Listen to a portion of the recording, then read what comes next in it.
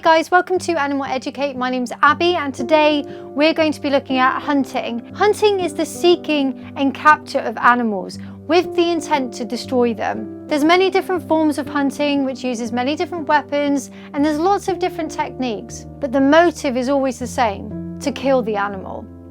There's many different reasons as to why people want to hunt animals. Sometimes it's to eliminate a predator, sometimes it's for food, sometimes it's for recreational purposes. In some countries, hunting is deeply interwoven in the culture and tradition. At times, it's often what the country was founded on.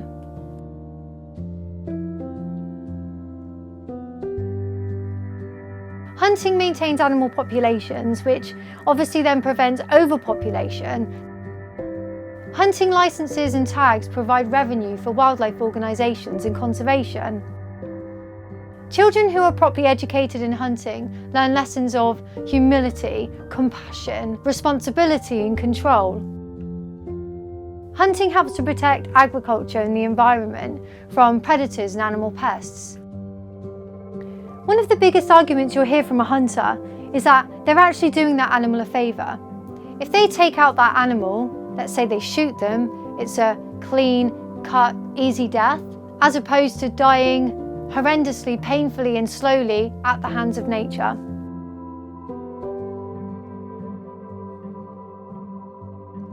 Inexperienced hunters can actually make the wild lands a very dangerous place to be, not just for animals, but for humans too. Every single year there's loads of accidental shootings and there's always really bad injuries and deaths. Killing animals can damage the social structure of an animal society. Hunters can use really unethical means to hunt, so baiting, hounding and predator calling to easily attract the animals in. Studies show that 1 in 2 animals that are shot with a bow will die slowly and very painfully. A lot of the time, animals are injured, so during the hunt they're not actually killed, which means they then suffer for extensive periods of time. Hunting can increase disease by killing those healthy individuals and also those with natural disease immunities. Hunters can use really high-powered weaponry, which negates any opportunity of a fair fight. In some cases, they can chase down the animal from the sky.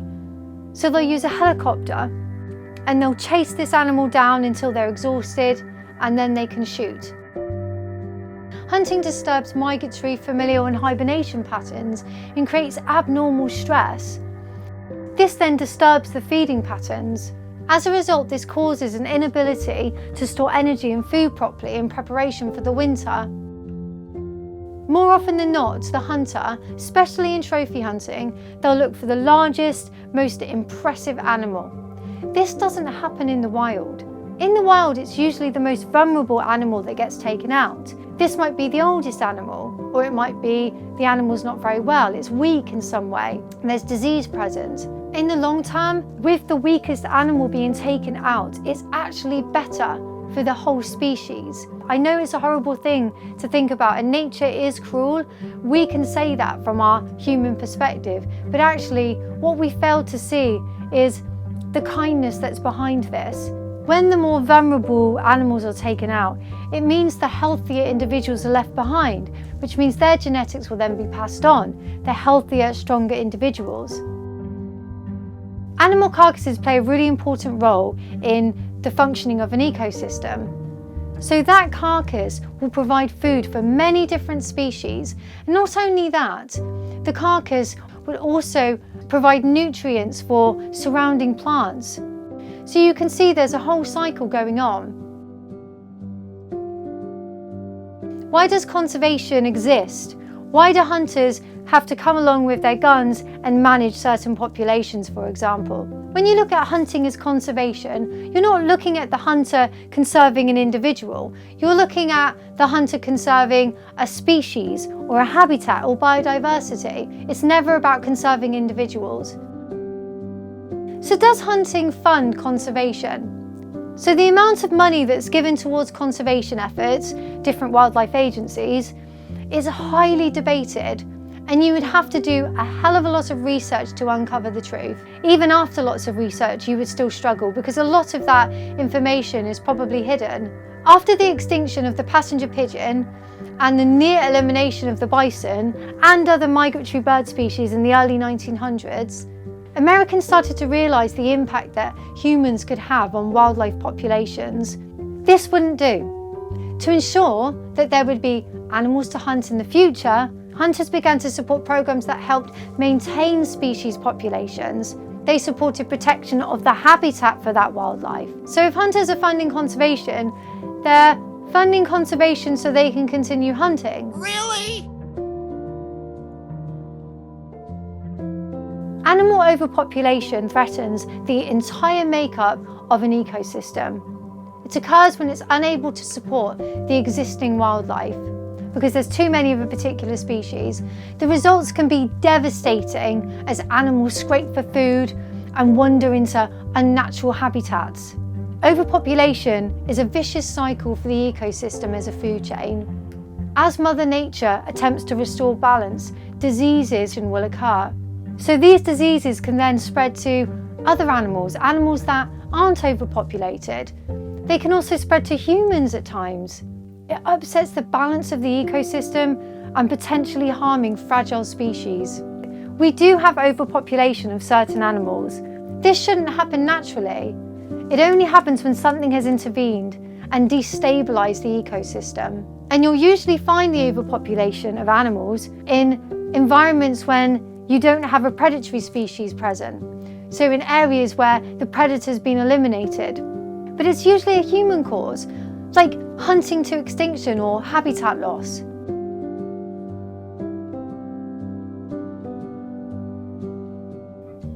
Reforest and rewild land provide habitats and homes for wild animals.